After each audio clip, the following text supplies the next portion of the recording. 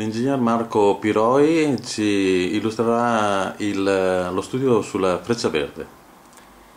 Sì, buongiorno, Conservizi Veneto, che rappresenta le aziende di servizi pubblici nel territorio veneto, appunto, ha a cuore tutte le questioni relative alla sostenibilità. Tra queste la mobilità urbana rappresenta senz'altro una delle questioni fondamentali.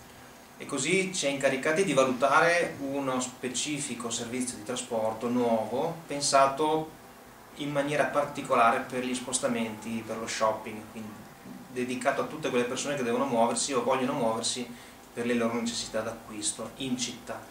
E così abbiamo valutato quali sono gli spazi a Padova per un servizio aggiuntivo, innovativo di questo tipo, che mette a valore, crea valore in termini di accessibilità per alcuni operatori economici e che quindi vedrà di coinvolgerli nella realizzazione del progetto.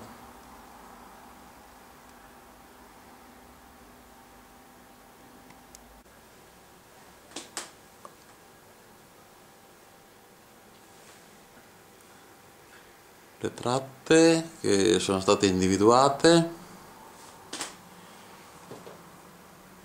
Questa pianta illustra in andata e in ritorno da ovest verso est, sopra, e da est verso ovest, sopra, gli itinerari che sono stati pensati, con attenzione ai itinerari che hanno una minore offerta di trasporto pubblico rispetto a quella attuale. L'asse nord-sud è perfettamente coperto dal servizio di tram, e che hanno però delle importanti polarità sia al centro ovviamente, ma anche ai due estremi, in termini sia di residenza che di attività commerciale, e quindi possono rappresentare un'elevata domanda capace di sostenere il servizio. Se c'è una possibilità per una soluzione di mobilità che incontri la domanda soprattutto di shopping, di mobilità per shopping, e che sia in qualche modo, che si sostenga economicamente, questa è la questione. Allora abbiamo preparato in sintesi in base a questo studio per andare a vedere come potrebbe funzionare la questione. Cerco di essere estremamente veloce perché so che avete altri impegni. Allora intanto parliamo... Avete detto che se uno si va bene no? Assolutamente. Questo è lo scopo di questo passaggio, cioè capire se gli elementi che qui vengono rappresentati sono di interesse per il comune oppure no. Questo è giusto come premessa, l'avevo data per scontato. Parliamo intanto di una domanda di mobilità per lo shopping che cambia. Questi sono risultati di varie analisi che sono state fatte anche all'estero, e dice che la quota di spostamenti solo per shopping, quindi non in generale per la gestione familiare, tempo libero, ma solo per shopping, arriva ormai al 20%. Si divide a metà tra food e non food. Metà dei viaggi non food si conclude senza acquisto, cioè non sempre il viaggio per shopping ha bisogno di pesi, di trasportare pesi, alle volte anche per vedere vetrine, per confrontare prezzi.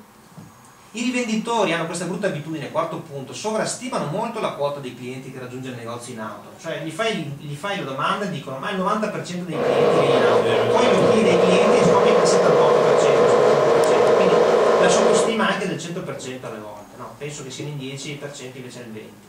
Poi ci si accorge, sempre indagini fatte da chi di queste cose si occupa, che il cliente che raggiunge il negozio a piedi, comunque in auto, è più fedele, no? Meno disposto a cambiarlo, e una serie di questioni che dicono che arrivare al negozio non in auto è un elemento di valore per gli esercenti dei servizi.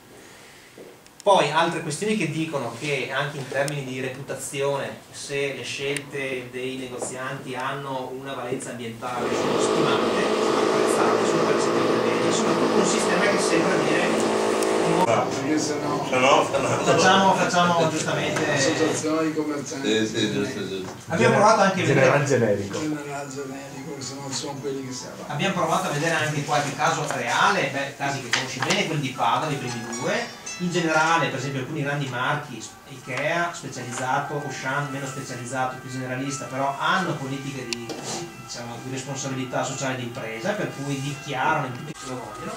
Poi ci sono le esperienze di uso navetta gratuiti nei centri commerciali, che evidentemente insomma, si pagano per un qualche motivo, interamente pagati i centri commerciali.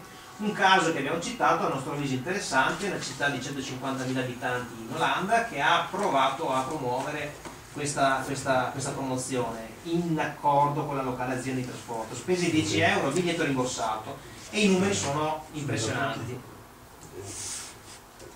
I numeri sono impressionanti perché si viaggia, appunto, tenendo conto che queste cose sono sempre transitorie, hanno raggiunto una media di 1000 biglietti giorno, con elevata soddisfazione, quindi poi con fidelizzazione, ovviamente accompagnato da tutto quello che ha a che fare con il marketing, ma lo tralascio.